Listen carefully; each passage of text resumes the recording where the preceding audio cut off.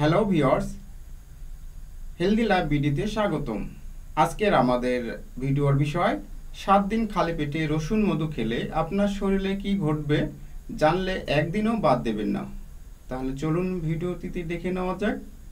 কেবল খাবার হিসেবে নয়, বহুকাল আগে থেকে রসুন ঔষধ হিসেবে ব্যবহৃত হয়ে আসছে।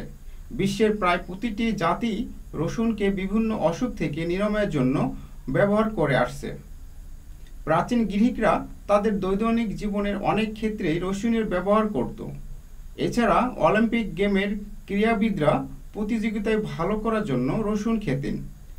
চীন ও জাপানের রসুনকে উচ্চ রক্তচাপ কমানোর ঘরোয়া উপাদান হিসেবে ব্যবহার করা হতো। ভারতে হৃদরোগ ও গাঁটে ব্যথা প্রতিরোধে দীর্ঘকাল ধরেই রসুন ব্যবহার হয়ে আসছে। আবার বিভিন্ন দেশে রোগ নিরাময়কারী উপাদান হিসেবে মধু ব্যবহৃত হয়ে আসছে। 20 শতকের মাঝামাঝি এসে একে অ্যান্টিবায়োটিকের সঙ্গে তুলনা করা হয়। মধুকে সংক্রমণ প্রতিরোধী উপাদান হিসেবে ধরা হয়। এ দুটি চমৎকার জিনিস যখন একসঙ্গে হয় তখন এর গুণ আরও বেশি হয়ে যায়।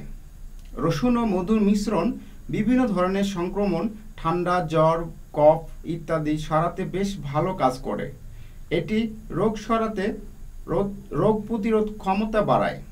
কেবল 7 দিন রসুন ও মধু মিশ্রণ খেলে বিভিন্ন সংক্রমণ থেকে শরীরকে অনেকটাই রক্ষা করা যায়।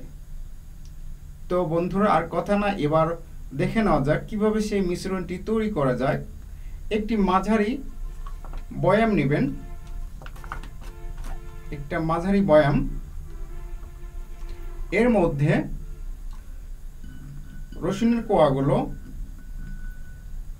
ঢেলে দিবেন।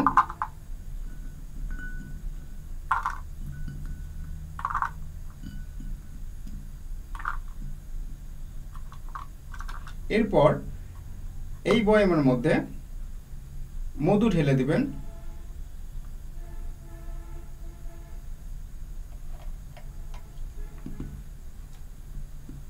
এরপরে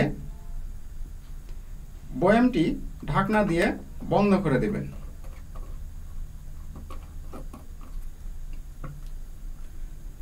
বন্ধ হয়ে গেলে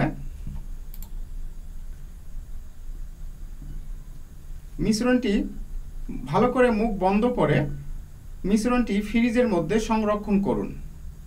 প্রতিদিন খালি পেটে মিশ্রণটি আধা চা চামচ করে খান।